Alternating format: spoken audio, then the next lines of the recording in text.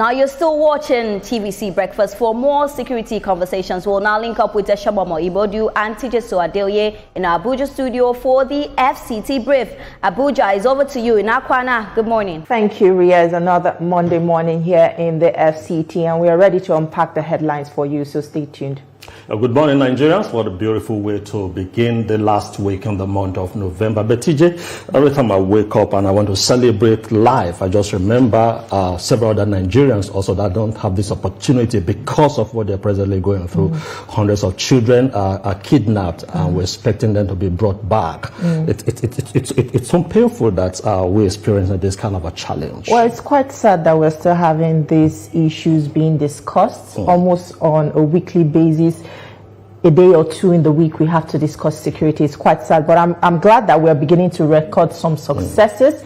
Some of these abductees have been released, so it's a good one. We see the president meeting with the service chiefs, and we see some development. We hope that that translates into, tangible results. We just hope that the government shifts from being reactive to actually being proactive. And we hear that, there are intelligence reports that go before these attacks and they still happen. We just hope to see that, this actually shifts from this narrative and we begin to respond to intelligence when they come in. But well, let's go into what we have for you today. Hello, everyone, and welcome to FCT Brief. Today, we'll be looking at a matter that continues to test the nation's resolve and institutions, the rising wave of insecurity across several regions. From renewed attacks by terror cells to persistent operation of bandit groups targeting vulnerable communities, the situation has once again placed Nigeria's internal security framework under intense scrutiny. In response, President Bola Ahmed Tinubu has reiterated his administration's commitment to dismantling these networks and restoring lasting peace. His latest assurances have sparked fresh conversations on timelines, strategies, and operational capacity of security agencies. We will be breaking down what these renewed promises mean, how they align with ongoing security reforms, and whether Nigerians should expect a significant shift in the nation's counter-terrorism and counter-banditry efforts.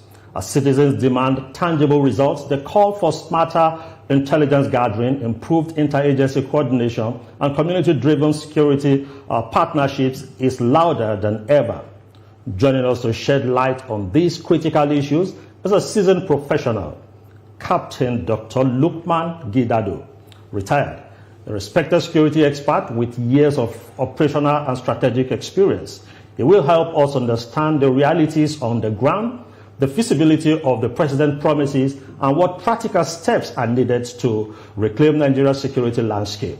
Thank you for coming on the show today. Yeah, good morning. You're welcome. welcome. Thank you. Why is it just recently we had the kidnap of hundreds of Nigerian children in Kebbi, in Niger State, and when this happened, usually those children are ferried from a long distance. Why is it difficult with all the intelligence we have and the surveillance tracking capacity we say we have? Why is it difficult to track the movement of victims like this? Why is it so difficult for the nation to track and nip it in the bud before it gets to this point? Okay, thank you very much. No doubt, the country is facing complex of security issues, and in line with the Section 14 of the Nigerian Constitution, security is the reason why the government is actually existing, to provide security and welfare for all Nigerians. So now to your question, now why is it difficult to track the movement of these abductors and the bandits as well as the terrorist groups?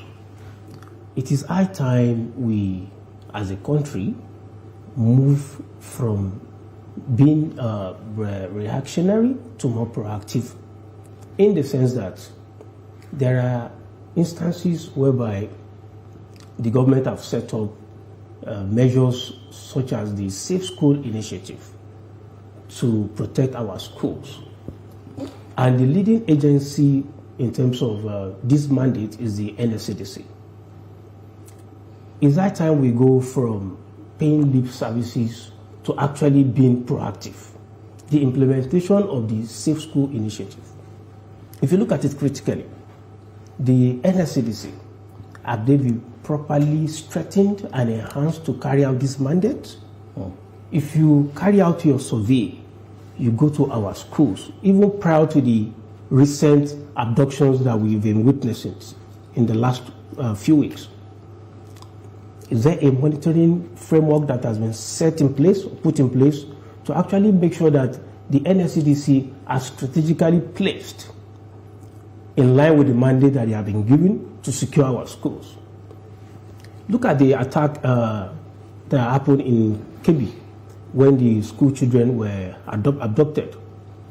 The first service chief or security chief that rushed to the scene is the chief of army staff. Is it the mandate of the army? The answer is no. So the chief of army staff, on solidarity visit, for solidarity purpose, rushed to the scene. What I expect is the Commander General of the NSCDC, whose agency is the leading one, the leading organization in terms of Safe School Initiative.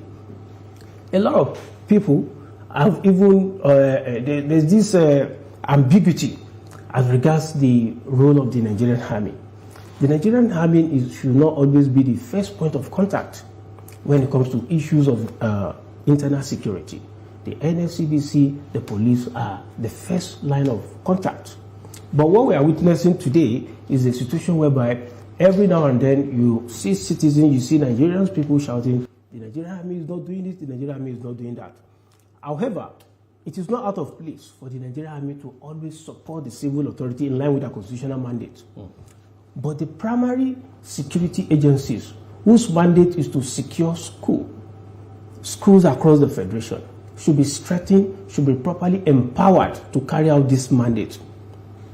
And we need to go technology.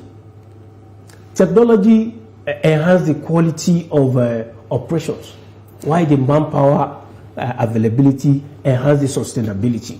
When we go technology, we will be able to bring about the paradigm shift in that we just want to go after these criminals and bandits in a manual way. From your defensive location, if we've enhanced our capability in terms of technology, you'll be able to spot the movement of these bandits and other criminal elements.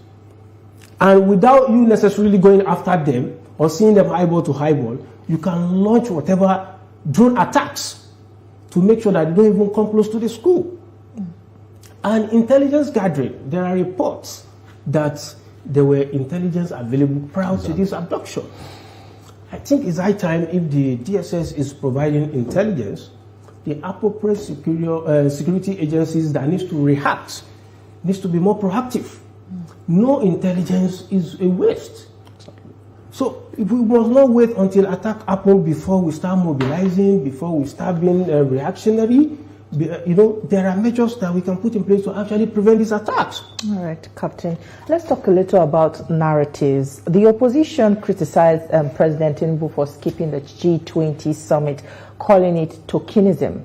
And yet these same voices would have attacked him if he left the country and, traveled for this summit in the situation where insecurity is worsening. Now, after his firm statements and meeting with the service chiefs, we're suddenly seeing these breakthroughs. 50 abducted students reportedly escaped from this bandits, and also those taken from the Eruku Church incident have also been released. These are quite positive developments. I'm sure this, a lot of people heaved a sigh of relief when this happened, but also this prompted a political question. Is this genuine progress, or we are witnessing a situation of a voice of Jacob and the hand of Esau moment, where outcomes line up a little too neatly, raising possibilities that some actors may be shaping this narrative for political convenience? Okay, thank you very much. Personally, my position as regards the president, who's also the commander-in-chief of the Armed Forces of the Federal Republic of Nigeria, skipping all his expected international trips to focus on in ensuring that insecurity issues are curbed in the country, should be well applauded by all Nigerians who mean well for the country. It will not make sense for the country to travel when Nigeria is on fire. You're traveling when you cannot keep your home together. So, we saw some results over the weekend, whereby in Kwara State, the worshippers that were abducted by kidnappers, all of them came back unhurt. Kudos to the Kwara State government, the security agencies, and of course the federal government for ensuring that they came back unharmed. So, and equally, as at yesterday, up to around 1900 hours, the president was having a security meeting with the service chiefs and Inspector General of Police. And also, we read on media outlets that about 50 of the schoolgirls abducted in Niger State came back unhurt. They've been reunited with their families. The president equally gave a marching order as regards the withdrawal of the police officers from VIPs. The police are trained to protect lives and properties, not to be attached to VIP. You see TikTok celebrity, police hovering around them. That is quite an absurd. I'd like you to hold that thought for a moment because we need to take a quick break. Don't go anywhere. We still have more for you on the program. Stay with us. We'll be right back. Thank you for staying with FCT Brief. Now we'll continue our conversation on rising insecurity. Now you're answering a question I asked before we went on the break. Now I'd like you to quickly attach this to it. Is it, do you agree with those who say that this government is politically sabotaged? Is this a political sabotage? So you just answer it with the other question. In as much as I would not like to delve into politics or political issues, I would like to state it clearly that the president is operating in his capacity as the Commander-in-Chief of the Armed Forces of the Federal Republic of Nigeria to ensure that the security of life and property in Nigeria are well enhanced and Nigerians are able to carry out their normal activities, legal activities without issues. So I would like to maintain my lead in that aspect. So we are not here to discuss issues of politics, we are here to discuss issues of security. Okay. And security, without security, no society can carry out any developmental agenda. Governance cannot take place, our schools cannot function properly. So for me, I would like to state categorically that the president has done well by postponing all his international trips towards coordinating security efforts to end banditry, kidnapping, insurgency, and terrorism in Nigeria. Okay, let's look at this other aspect. The president has made a resolve that he's going to stop banditry, he's going to stop terrorism. Even before this presidency, we had the issue of the banking surveillance, we had the telecom tracking and all that were told are efficient measures that will help us track this criminality. And we've not really seen them take active, how they've used all those technologies to track the movement or the communication amongst all these people. Now, how best do you think this resolve of Mr. President can be complemented by every other agency? Especially considering also another fact that why is it difficult for us to even get the sponsors of all these criminal activities? We talk often about people, kidnapped children being released. But how about the abductors? How about the financiers? Why is it difficult for the state to come after them? So for me, if you look at a program that was attended by the Minister of Information last week, he stated categorically that issues of terrorist financiers are not what people think is an easy task. It involves a lot of complexities that Nigerians and other people who are not privy to such information don't know. So the government, the federal government under the leadership of the President Bola Ahmed Tinubu, is leaving no stone unturned. If we listen carefully to previous assertions by the Attorney General of the Federation, that all hands are being on deck in conjunction with the Office of the National Security Advisor to make sure that terrorism financiers or terrorist financiers and those financing banditry and terrorism in Nigeria will be brought to book in due course. So how we advise that we give the government the room to be able to do what they are doing that you and I don't know, because security issues are matters that you don't divulge everything to the public. These are intelligence-oriented work that we must allow both the military, the police, the Office of the National Security Advisor to make sure that they work together assiduously towards ensuring that these terrorism financiers are brought to book. So now, for the measures that needs to be put in place towards forestalling issues of insecurity we've been witnessing in Nigeria, I'm going to recommend some policy recommendations. First and foremost, the need for all security agencies to work together cannot be overemphasized. The era of the police is superior than the military is superior than the police. We've passed that era, which is a good one for the security landscape of this country. However, the police is the leading agency when it comes to internal security issues in Nigeria. The police needs to be strengthened. Yesterday, the president gave a directive that the additional manpower should be recruited in the police. It's a good step in the right direction, yes. However, when we look at their welfare, the equipment, and other combat enablers for them to work, to carry out the primary responsibility, there are also critical issues that needs to be looked into. You've recruited me, you've recruited police officers, but this equipment that they need to work, are they readily available? So I think the government needs to enhance and strengthen the police. And I made mention of the fact that the NSCDC, who is the leading agency in terms of safe school initiative in Nigeria, also needs to be strengthened. They need to be empowered to actually carry out this mandate. In that, the military can now carry out their normal constitutional assigned responsibility. A lot of Nigerians don't even know that the military is not the first line skill of agency when it comes to internal security. But you see the military being deployed around everywhere in the country. The NSCDC, the police needs to be strengthened, not only recruiting additional manpower. Right. Combat enablers, equipment, welfare also needs to be looked into. Also, the connection between drugs and criminality cannot be overstated. I will applaud the NDLA under the leadership of General Abuba Marwa. The statistics are there. When you look at the number of arrests, arrests that have been made and prosecutions that have taken place since 2021 till date, they surpassed what the NDLA was having about 20 years before 2021. So the NDLA needs to be applauded, and the reappointment of General Abuba Marwa should also be well applauded, because under his leadership, the NDLA has made giant strides. So the NDLA needs also to be well enhanced and strengthened to curb the drug network, because the connection between criminality and drugs cannot be overstated. All right. Additionally, technology, extremely important.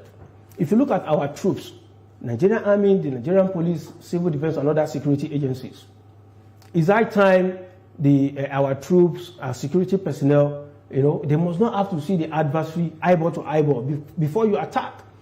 Drone attacks can take place. From their defensive location, they can launch drone attacks. So technology, the modern warfare has gone beyond the issue of manpower. Manpower is very, very important. But technology enhances the qualitativeness of combat in this modern era. All right, Captain, if I may come in here, we can't deny the fact that Nigeria has had these security challenges way back. And very recently, the U.S. designation of Nigeria as a country of particular concern has added an extra layer of anxiety to our security situation. Now, beyond the headlines, what do you think this label has, how do you think this label has impacted our internal security, and also the way we are being presented both diplomatically and also economically? What impact will this have on us? For me, my position on the assertion by President Trump is not something that we should allow it to affect us, make it bother us. But it is. As a matter of fact, how? Because it was after that designation that we began to see this rising insecurity once again. As a matter of fact, Nigeria is not New York, Chicago, and other states under the United States. So President Trump should not see Nigeria as if we are a colony of the United States. We are a sovereign nation. And for me, I feel his assertion is highly disrespectful to Nigeria as a sovereign nation. Yes, we need help.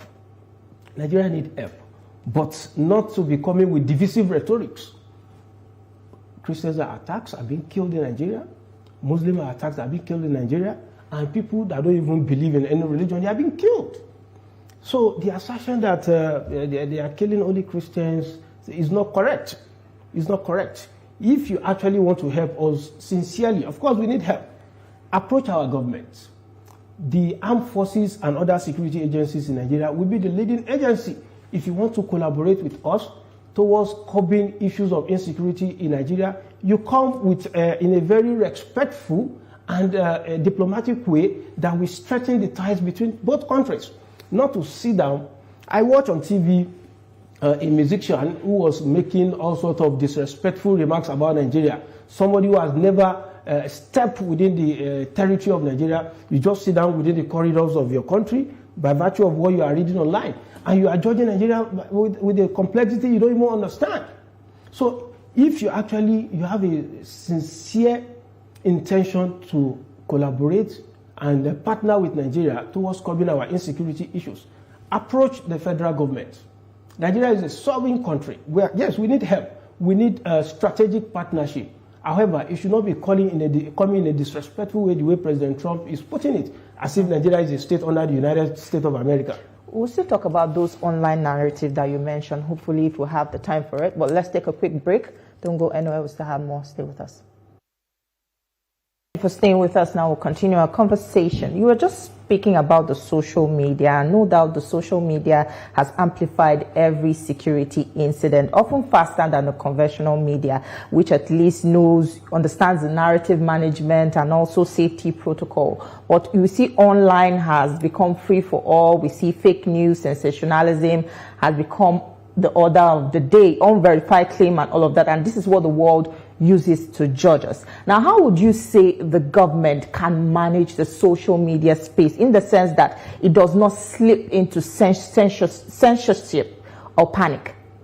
Okay, if you are to judge Nigeria by the narratives you see online, the social media space is an ungoverned space whereby you and I can wake up one day and put something there. If I'm to talk about China TVC, this is your station, and I'm judging by whatever I see online. As a reasonable person, I'm supposed to reach out to you and ask you what's actually going on at TVC, not to judge my position in line with what I'm seeing online. So I will encourage all our international partners and well-meaning Nigerians. If you see any narrative about the country, Nigeria, the federal government is there.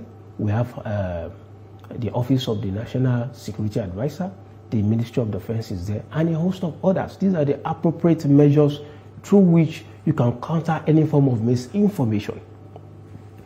People were talking about an issue that happened last week as regards a brigade commander in Borno State, 25 Task Force Brigade Damboa. So for me, everything we've been seeing online are rhetorics that is not coming from the Nigerian Army. As a matter of fact, Nigerian Army have not released any official statement regarding the whereabouts of the senior officer. So I am linking these two for you to see that it is very, very wrong for you to judge by what you see online. Approach the appropriate security agency. So anybody saying whatever they want to say regarding the whereabouts of the senior officer, as against whatever the Nigerian Army will release, the person is missing the point. Okay, well, Captain, can we quickly look at this other aspect? Oftentimes we talk about intelligence sharing and all that. Why we've talked about why is it difficult for us to share this intelligence? Now, what primary steps do you think the government can take immediately to ensure that this collaboration among our agencies, because we keep failing in this aspect of sharing intelligence? I don't think we are failing. I will just advocate for, a more robust synergy. That is what I will advocate for. So we are failing the synergy? We are not failing, but needs to be strengthened. As a matter of fact, yesterday you could see the Director General of the DSS with other security agencies chiefs, the other service chiefs, after their meeting with the President. So the word you use that we are failing, I think is not completely correct. It's not correct. The heads of these security agencies needs to come together. Many a times they are not always at the forefront, the front line of where these incidences are happening. There should be a coordination whereby all personnel of all security agencies, if you are deployed in combat, and let's say troops of the Nigerian Army, they are operating with other security agencies, they should ensure that intelligence sharing, intelligence coordination, whereby all agencies will be brought together to see the importance of when intelligence is given, the need to be proactive as regards the intelligence that will be given cannot be overstated in curbing insecurity. I think the security agencies need to, come down to the bottom to ensure that the soldiers, the officers and men who are actually deployed in the field understand this, the importance of this synergy, not to stop at the higher echelon. It should come down to the ladder, to the bottom, whereby all personnel involved in combat actually understand this synergy and they work together. All right, Captain Lukman Gidado, it's a pleasure speaking with you this morning. That's where we'll have to leave our conversation this morning. Thank you so much for your time. It's my pleasure being here. Thank you very much. Thank you so much for being a part of our conversation. We'll now hand you over to Lagos, where Ria and the rest of the team are standing by to continue with the rest of the show. All right. Thank you so much, TJ Sue. Very great conversation from Abuja. Thank you.